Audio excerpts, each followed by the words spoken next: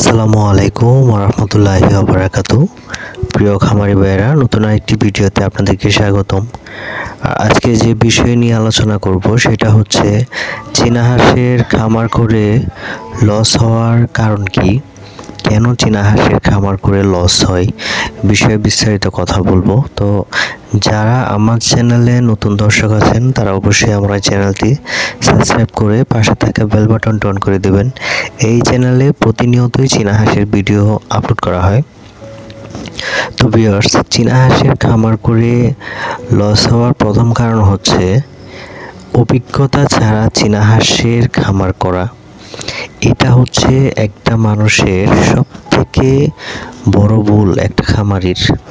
কেননা আর বিশেষ করে বর্তমানে আপনারা যারা ইউটিউব চালান তারা হয়তো ইউটিউবে দেখতে পারবেন যে অনেক খামারিরা আছে, তারা বলে যে চীনা হাঁসের খামার করে লক্ষ টাকা উপার্জন করেন, চীনা হাঁসের খামার করে লক্ষ লক্ষ টাকা আয় করেন।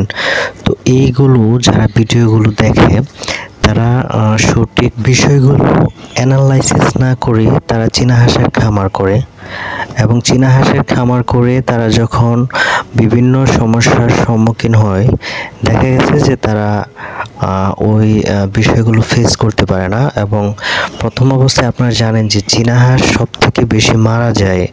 তো চীনা হাঁসের খামার করে অনেকেই দেখা গেছে প্রথম অবস্থায় খামার শুরু করার পর অনেক হাঁস মারা যায়, যার কারণে এইখানে শুরুতেই অনেক বড় একটা লসের সম্মুখীন হতে হয়। এবং দ্বিতীয়টা হচ্ছে আপনারা জানেন যে চীনা হাঁসের ডিম ইনকিউবেটরে ফুটে না, একদম ফুটে না যে ঠিক তা না। আপনি যদি সেখানে 100 চীনা হাঁসের ডিম দেন, সেখান থেকে প্রায় 50% এবং 60% ডিম নষ্ট হওয়ার মতো একটা চান্স থাকে, যার কারণে এইখানে চীনা হাঁসের মানে অনেক বড় একটা আপনার লস গুনতে হয়। এখন আপনি যদি চীনা হাঁসের মূল কথা হচ্ছে যে আপনি চীনা হাঁসের খামার করবেন অথবা চীনা হাঁসের খামার করছেন, আপনি কিন্তু অবশ্যই ডিম বিক্রি করার জন্য কিন্তু চীনা হাঁসের খামার করেন নাই। কেননা আপনারা জানেন যে চীনা হাঁস খুবই অল্প সংখ্যক ডিম দিয়ে তারা কুচে বসে, এবং বছরে হয়তো বা তারা 120 থেকে 160 পিস এর ভিতরে ডিম দিয়ে থাকে। তো আপনি কখনোই চীনা হাঁসের ডিম বিক্রি করে আপনার খামার চালাতে পারবেন না। অবশ্যই আপনাকে সেই ডিমগুলো থেকে বাচ্চা উৎপাদন করতে হবে।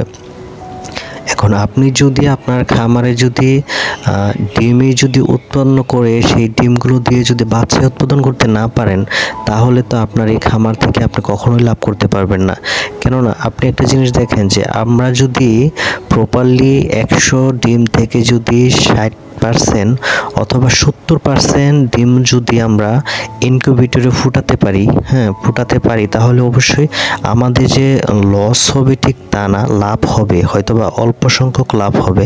কিন্তু অনেক সময় দেখা গেছে যে আপনার ইনকিউবেটরের ডিম ফুটে প্রায় 40%-এর নিচে, এরকম ফুটে। তো এইখানে অবশ্যই আপনাকে অনেক বড় অঙ্কের একটা লস গুনতে হবে। কেননা এই বিষয়গুলো অনেক খামারিরা না জেনেই 100-200 পিস বাচ্চা নিয়ে তারা তাদের কাছ থেকে এই খামারটা শুরু করে, এবং যারা ইনকিউবেটর বিক্রি করে তাদের কাছে হয়তো জিজ্ঞেস করে যে ভাই চীনা হাঁসের ডিম ফুটবে কিনা, এবং তারাও বলে যে হ্যাঁ চীনা হাঁসের ডিম ফুটবে, আপনি এটা নিতে পারেন। বাট আনার পর যখন চীনা হাঁসের ডিম ফুটাইতে পারে না, তখন তারা আসলে এইখানে লসটা গুনতে হয়। দ্বিতীয় কথা হচ্ছে যে আসলে চীনা হাঁস এমন একটা প্রাণী যেগুলো আপনার অল্প অসুস্থ হলে কিন্তু চীনা হাঁস মারা যায়। তো এইখানে আপনার এই চীনা হাঁস নিয়ে কাজ করতে হলে অবশ্যই আপনাকে এই চীনা হাঁস সম্পর্কে মোটামুটি অনেকটা ধারণা রাখতে হবে, যে চীনা হাঁসের কোন রোগটা হলে আপনাকে কোন ধরনের ট্রিটমেন্ট নিতে হবে। কারণ এই চীনা হাঁসের দেখবেন যে আপনার চীনা হাঁসগুলো সুস্থ আছে, সুস্থ অবস্থায় দেখবেন যে হঠাৎ করে চীনা হাঁস খাবার ছেড়ে দিয়েছে, তো ঠান্ডা লাগছে, ঠান্ডা থেকে হঠাৎ করে চীনা হাঁস মারা গেছে। বাট অনেকে এই বিষয়গুলো বুঝে না। বাট আমি যখন প্রথম খামার করতাম, চীনা হাঁসের খামার করছি, তখন আমি এই জিনিসগুলো ফেস করছি। কেননা আমি প্রথমে কিন্তু মনে করেন যে 50-60 পিস বাচ্চা দিয়ে আমি শুরু করি নাই। প্রথম আমি 16টা চীনা হাঁস দিয়ে শুরু করছিলাম এবং 16টা চীনা হাঁস মূলত শখের বশেই পালন করতেছিলাম। তো হঠাৎ করেই আমার চীনা হাঁসগুলো মারা যায় ছোট একটা ভুলের কারণে। আমি বাজার থেকে একটা হাঁস এনে ওদের সাথে রেখে দিই, যার কারণে ওইটা অসুস্থ থাকার কারণে আমার বাকি হাঁসগুলো মারা যায়। তো অবশ্যই চীনা হাঁস খামার করার আগে আপনার